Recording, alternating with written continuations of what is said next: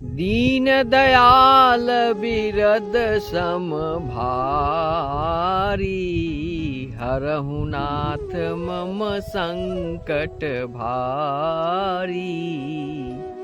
दीन दयाल बिरद सम भारी, हरहु नाथ मम संकट भारी। सीता जी जब अशोक वाटिका में रावण के कैद खाने में थी, जब उनके अधीन थी, तो उस समय यही मंत्र का जाप कर रही थी माँ सीते। और माँ सीते की आराधना करते हुए मैं दीपक कुमार शर्मा आपको नया नया कुछ संदेश आपके प्रस्तुत करना चाहता हूँ। मेरा उद्देश्य है spiritual meditation bye Bhagavad Gita. ज्ञान गंगा में खुद नहाएं और सबको नहलाएं, यही मेरा उद्देश्य है। दोस्तों, आज मैं अगस्त ऋषि के बारे में कुछ बताना चाहता हूँ। अगस्त ऋषि महान तपस्वी, महान संत थे। उनकी जिंदगी में कुछ उनके पूर्वज उल्टे लटके हुए, तड़पते हुए अशांत थे। अगस्त ऋषि ने ध्यान से देखा तो वो उनको बहुत दुख हुआ कि मेरे पूर्वज इस तरह उल्टे लटके हुए हैं, जो अशांत हैं। इसका कारण जानने की कोशिश की तो उनको पता चला ध्यान योग से उनकी वैवाहिक जीवन नहीं है और संसार में वंशावली का विकास नहीं हुआ है, जिससे उनकी पितृगण असंतुष्ट और नाराज हैं। तो फिर अगस्त मुनि ने योग विद्या से, साधना से, तपस्या से और कई देवताओं के अंश से लेकर एक कन्या का उत्पन्न किए। वो कन्या को विभद्र राजा को उन्होंने लालन पालन के लिए दे दिया। उस कन्या का नाम लोपामुद्रा रखे। लोपामुद्रा धीरे धीरे बड़ी हो गई और राज घराने में पली बढ़ी। जब वैवाहिक संबंध आया तो अगस्त मुनि उस लोपामुद्रा से विवाह किए और विवाह करने के बाद उनकी संतान हुई। संसार परंपरा संतान वंशावली बढ़ा और उनकी पैतृक जो अतृप्त थे वो तृप्त होकर परम सुख धाम में गए। इस कथा का मूल उद्देश्य ये है कि हमारी जिंदगी में वैवाहिक संबंध होना अति आवश्यक है।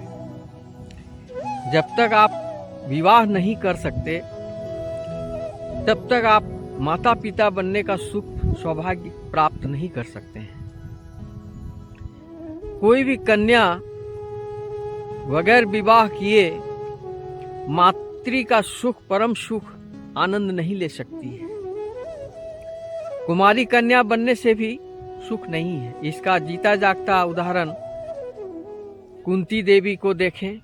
कुमारी अवस्था में उनका एक पुत्र हुआ था, जिसे वो अपने पास रख नहीं पाई और वो उसको नदी में प्रवाह करवा दी थी, जो कि एक सूत मल्लाह के घर में वो बच्चा लालन पालन बढ़कर विश्व विख्यात बना था। उसका नाम था कर्ण।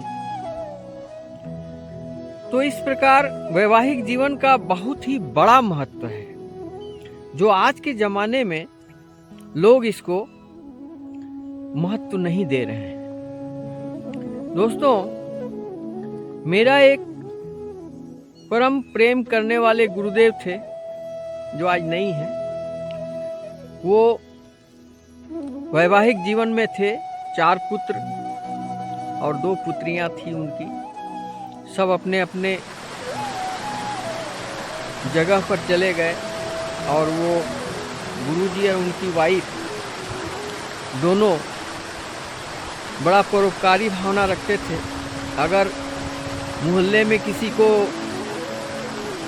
बिच्छू ने डंस लिया तो वो एक जड़ी निकाल कर देते थे, जिसको देखते ही उसका सारा दर्द खत्म हो जाता था और बिच्छू का डंस मारने का जो प्रभाव सब खत्म हो जाता था। वास्तु दोष, घर का दोष भी वो गन्ना मन्ना करते थे। 12 बजे रात को भी कोई उनको दरवाजे पर ठकठकाया कि मुझे कुछ परेशानी है, कुछ दिक्कत है, तो उसके लिए वो मदद करते थे। और पति पत्नी में बेहद प्यार थे, बहुत प्यार करते थे। और अपने सभी बच्चों से अलग एक कोठरी में वो लोग दोनों रहते थे। मैं देखा था उनको दुर्गा पूजा में जो मेला लगता है, उस मेले में वो दोनों मेला देखने के लिए एक साथ आते थे और जलेबी खाते थे। बड़ा प्रेम से मेला घूमते थे। इसके बाद उनको हर एक पर्व त्योहार को करते हुए मैंने देखा था, बहुत ही सात्विक ढंग से। और नॉनवेज वगैरह वो कभी छुए भी नहीं थे, लहसुन प्याज तक नहीं खाते थे। बहुत ही शानदार व्यक्ति थे और लोग परोपकारी भी थे। कुछ दिन बाद उनकी पत्नी का देहांत हो गया। कोई ऐसी बीमारी हुई जो बीमार होकर देहांत हो गया। देहांत होने के बाद दोस्तों, गुरुजी फिर कोई मंदिर पूजा करने नहीं गए और ना ही वो मेला देखने के लिए आए और गुमसुम बैठे रहते थे। कोई खाना उनको अच्छा नहीं लगता था। चाय मीठा हुआ मिलता था तो बोलते चाय में चीनी ही नहीं है, खाने में टेस्ट नहीं है। कहीं भी तीर्थ जाने का बारे में बोलते थे तो वो मना कर देते थे कि मैं अब नहीं जाऊंगा, कहीं नहीं जाऊंगा। इस प्रकार उदासी की जिंदगी उन्होंने जीने लगे। तो हमने पूछा कि बाबा आपने ऐसा क्यों सोच रहे हैं? कि मैं बोले कि हमारा आधा अंग जो है निकल गया है, आधा अंग मैं हूं और इस आधा अंग में मैं पूर्ण नहीं हूं। और कोई भी इंसान तब तक पूर्ण नहीं होता है जब ये परमपिता परमेश्वर का बनाया हुआ जो 2 रिश्ते हैं पति पत्नी का, ये 2 अंग मिलने के बाद ही एक अंग बनता है। वो गुरुजी हमको बताए थे। जो दोस्तों मैं आज इस कथा को आपके पास शेयर कर रहा हूं। मैं एक सर्विसमैन से रिटायर्ड किया हूं, माइनिंग टेक्नोलॉजी करने वाले माइनिंग इंजीनियर था। 38 साल नौकरी करने के बाद रिटायर्ड किया हूँ। नौकरी के दौरान तो मुझे छुट्टी ही नहीं थी, जॉब में थे और एक सेक्शन का चार्ज में थे। तो अब मैं फ्री हुआ रिटायर्ड करने के बाद, तो मैं भागवत कथा का ज्ञान गंगा में नहा रहा हूँ, कुछ समझ रहा हूँ और मुझे बड़ा आनंद है कि परम ज्ञान का सौभाग्य प्राप्त हो रहा है। वही कुछ बातें आपको मैं शेयर कर रहा हूं दोस्तों। तो फिर मैंने गुरुजी से ये बात सीखा, मैं भी यही अपनाया। हम दोनों पति पत्नी सभी तीर्थ में जाते हैं। मेरा DK शर्मा फेसबुक में आप सर्च करके देखेंगे, सभी तीर्थों में मैं अपनी पत्नी के साथ दिखाई देता हूँ। आप देख सकते हैं मेरे प्रोफाइल को, जान सकते हैं। उनकी ये बात मुझे दिमाग में आ गई कि हम लोग पूजा भी करते हैं तो दोनों साथ ही करते हैं, तीर्थ भी जाते हैं तो दोनों साथ ही करते हैं, भोजन भी करते हैं साथ ही, सोते भी हैं साथ ही और साथ ही नहाते भी हैं, साथ ही सब कुछ काम करते हैं, और उसके बगैर मुझे अकेले अच्छा ही नहीं लगता है। ये चीज़ हमने उन्हीं गुरुजी से सीखे थे। तो दोस्तों, मेरा ये कहने का मकसद ये है कि वैवाहिक जीवन की और वैवाहिक रिश्ते को हल्के में मत लें। आप इशारा तो समझें, ब्रह्म परमेश्वर का इशारा ये है कि एक दो जिस्म और एक जान कहा जाता है। इसको हल्के में मत लो। आज हमारा हिंदुस्तान में बहुत सारे ऐसे फैमिली देख रहे हैं कि पति पत्नी तो हैं मगर बहुत दूरी है, कभी प्रेम किया ही नहीं। बासन बासन सब दिन खायो, रात भई पलना पर सोयो, सोवत सोवत उम्र बीत गई, काल शीस मड़रायो, प्रभु का गुण या प्रभु का नाम हरि कीर्तन कभी रास नहीं आयो। ये आपने देखा होगा। जिंदगी गुजार दिया पत्नी के साथ, जिंदगी गुजार दिया पति के साथ, लेकिन एक दूसरे में प्रेम नहीं है। ये बहुत दुखद घटना है। और ऐसी स्थिति में कोई भी पूजा पाठ, कोई सात्विक भावना हो ही नहीं सकती है। मैं ये नहीं कहता हूं कि पत्नी ही सब कुछ है, नहीं। एक स्त्री और पुरुष, ये दो अंग को भगवान ने बनाया, और दोनों को 7 फेरे लेकर ब्रह्म अग्नि के साक्षी रखकर जो वैवाह बंधन में बंधा जाता है, वो 7 जन्मों के लिए बंधन होता है, जिसका वर्णन आप सभी ग्रंथों में देखेंगे। शिव विवाह देखिए, विष्णु विवाह देखिए। विष्णु भगवान का कई बार विवाह हुआ है। विष्णु लोक में हुआ, हमारे पृथ्वी पर हुआ तिरुपति बालाजी को। तिरुपति बालाजी का शादी पद्मावती से हुई, जो कुबेर से कर्जा लेकर उन्होंने विवाह किया था। भृगु ऋषि के उनका विष्णु लोक में जब पहुंचे थे तो उनके सज्जा पर लात मार दिया था, उनके सीने में।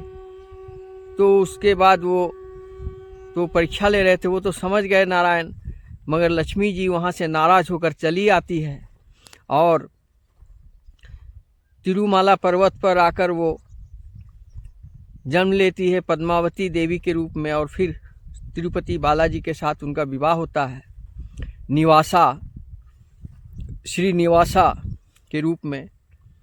तो वही कथा का मूल उद्देश्य ये है कि वैवाहिक संबंध, दोस्तों, इस पर गौर करो। पुत्र पुत्रियों की विवाह समय के अनुसार ही करो। आजकल देखता हूँ नौकरी के चक्कर, नौकरी लगेगा तब विवाह होगी, नौकरी के चक्कर में लड़के का उम्र 30-35 हो जाता है, लड़की का भी उम्र 30-35 हो जाती है। फिर बाद में बच्चे नहीं हो सकते हैं। फिर कोई न प्यार मोहब्बत, फिर वही कंप्यूटर के तरह कोई रिलेशन भी स्ट्रॉन्ग रिलेशन नहीं होता है। गिव एंड टेक पॉलिसी चलता है। तुम खर्च करो, मैं तुमको प्यार करूंगी, खर्च नहीं करो, प्यार नहीं करूंगी। ये कोई अच्छी बात नहीं है दोस्तों। तो परम परमेश्वर का एक ही इशारा है कि हम जो शरीर लेकर जन्म लेते हैं, स्त्री और पुरुष, दोनों एक दूसरे का पूरक है, और दो शरीर को मिलने के बाद ही एक शरीर बनता है। जो आप महादेव में भी अर्धनारीश्वर भगवान के रूप में देखते हैं, उनका आधा अंग शिव जी का और आधा अंग पार्वती जी का है। ठीक इस प्रकार ही जो सच्चा वैवाहिक जीवन वाले व्यक्ति हैं, उसमें एक दूसरे का सच्चा प्यार दिखाई देता है। और इस तरह का अगर है तो वो सात्विक व्यक्ति में आते हैं, और वो परम परमेश्वर की आराधना करते हैं, और तीर्थ करते हैं, पूजा पाठ करते हैं, ज्ञान ध्यान करते हैं, तो उनको हर एक प्रकार की सफलताएं मिल जाती है, मुक्ति मिल जाती है। यही जन्म जन्मांतर का मूल उद्देश्य है जो उनको प्राप्त हो जाती है। दोस्तों, आज के युग में वैवाहिक रिश्ते को, वैवाहिक कार्यक्रम को लोग इतने हल्के में ले रहे हैं। जब लड़का लड़की योग्य हो जाते हैं विवाह के, तो मैं उनसे कहता हूँ विवाह में इतनी देरी क्यों? बोले अभी नहीं, अभी तो मस्ती करने का टाइम है, ये है वो है। कोई ध्यान नहीं दे रहा है। लेकिन जब उनकी आंखें तब खुलती है जब उम्र ढलने लगता है। उस समय कोई फायदा नहीं है दोस्तों। इसलिए मैं बार बार कह रहा हूँ कि हर वक्त प्राकृतिक नेचुरल के अनुसार चलें, अपने अनुसार मत चलें। प्रकृति आपको जिस समय 18 साल में कोई लड़का या लड़की बालिग हो जाती है, तो 18 से लेकर 25 के अंदर वैवाहिक जीवन हो जाना चाहिए, वरना बच्चे होने में बहुत दिक्कत होती है। आज मैं ये प्रैक्टिकल बात बता रहा हूँ। तो ये समस्या ये नहीं है कि नौकरी होगी तभी सुखी होंगे और काफ़ी धन होंगे तभी सुखी होंगे। शादी करने के बाद भी दोनों पढ़ाई कर सकते हैं। ऐसे मैंने बहुत सारे देखे। मैंने इसी तरह के मेरे दोस्त के एक लड़के ने एक लड़की के साथ मोहब्बत की, प्यार किए और दोनों पढ़ाई में टॉप थे। कलकत्ता के एक ही हॉस्टल में वो लोग रहते थे। तो दोनों एक साथ पढ़ने के बाद डॉक्टर बने। फिर डॉक्टर बनने के बाद उनकी शादी हो गई। शादी होने के बाद बहुत दिन प्रैक्टिकल करना पड़ा।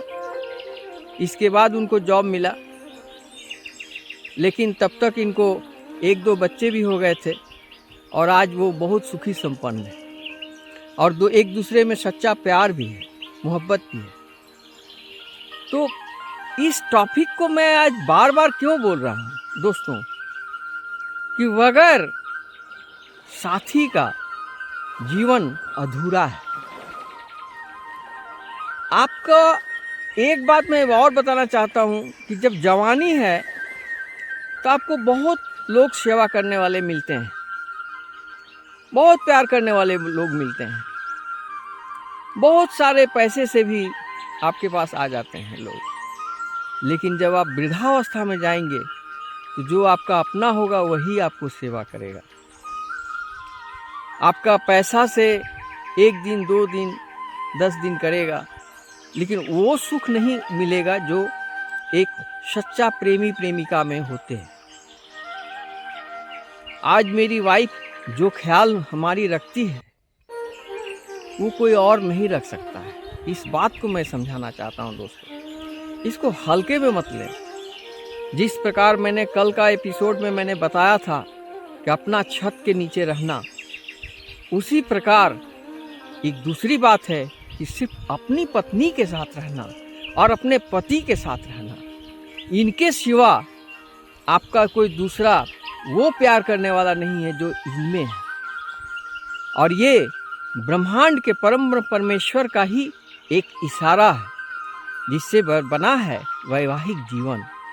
और इसके लिए विष्णु भगवान का विवाह, महादेव का विवाह, कृष्ण का विवाह आप देखेंगे कितनी विधिवत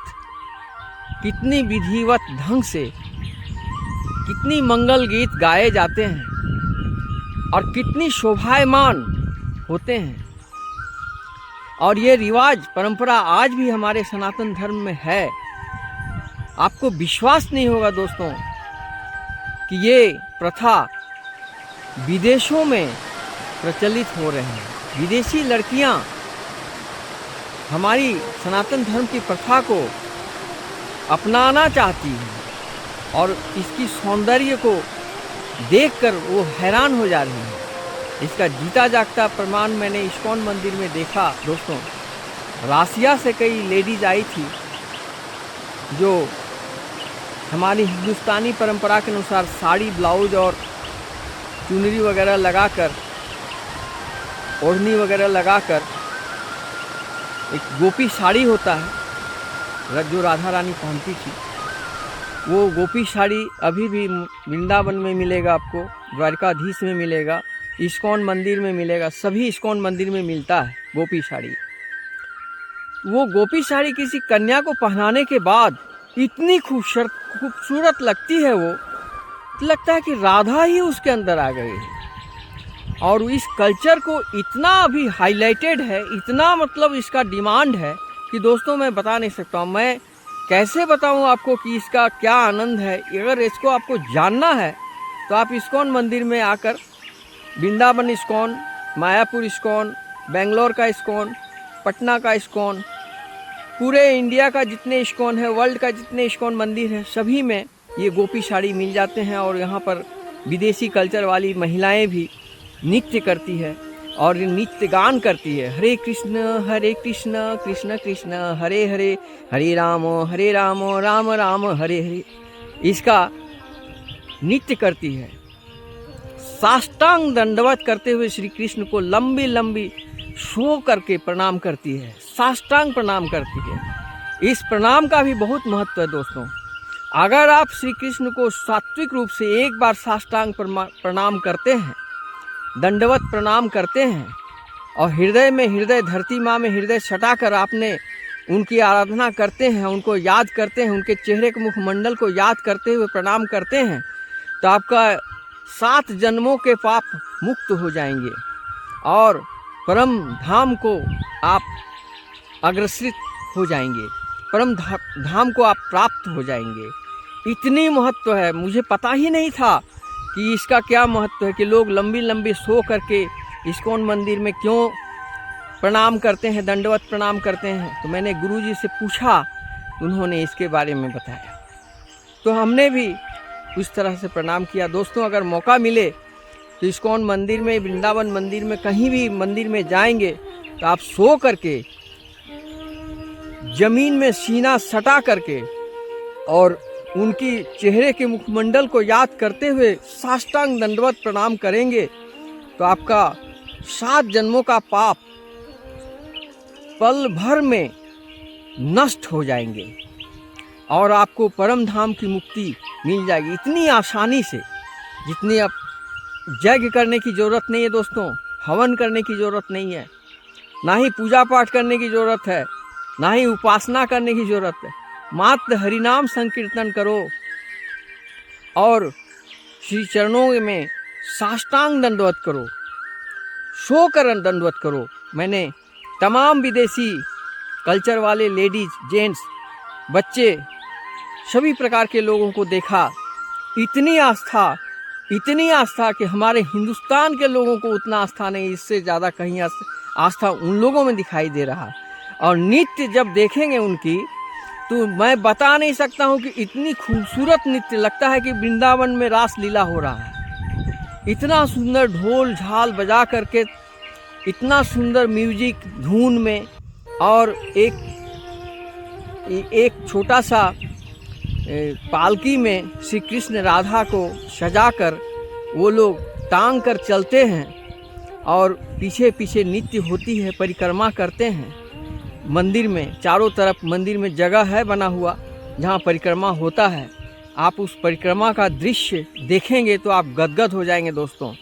उस परिक्रमा में आप शामिल हों, एक बार उस परिक्रमा में घूमें तो आपका सारा जो निगेटिविटी है आपके माइंड के अंदर, वो सारे फटाफट निकल जाएंगे। जिस प्रकार आग में बारिश होने पर आग बुझ जाती है, ठीक इस प्रकार आपके अंदर में जो भी ताप है, पाप है भरा हुआ, वो सब उस शीतल जल से और अमृत से और हरिनाम संकीर्तन के गानों से आपके सारे पाप नष्ट हो जाएंगे दोस्तों। आइए सब मिलकर बोलते हैं, हरे कृष्णा कृष्णा कृष्णा हरे हरे, हरे रामा राम राम हरे हरे। तो आज की कथा मैं यहीं तक रखता हूँ। और आज की कथा का मूल उद्देश्य ये है कि दोस्त, पति हो या पत्नी, एक दूसरे को जो रिश्ते हैं उसको बहुत खूब संभाल के रखें, जो वृद्धावस्था में आपको काम आ जाए।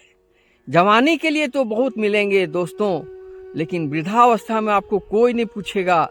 जिस समय आप कमज़ोर हो जाएंगे, धनहीन, बलहीन, कर्महीन हो जाएंगे, उस समय कोई साथ नहीं देता है दोस्तों। मैंने अपनी आंखों से एक नहीं हजारों मंजर देखा, हजारों लोगों को देखा तड़प तड़प कर जीते, आंख में आंसू रोते। बेटा ऑफिसर है, बेटा बहुत बड़ा ऑफिसर है, बेटी ऑफिसर है, लेकिन माता पिता को छाती पीट कर रोते हुए मैंने देखा दोस्तों। बहुत दुखमय जीवन देखा। इसलिए मैं आज ये कथा मैं टूटी फूटी भाषा में आप तक पहुंचाया हूं।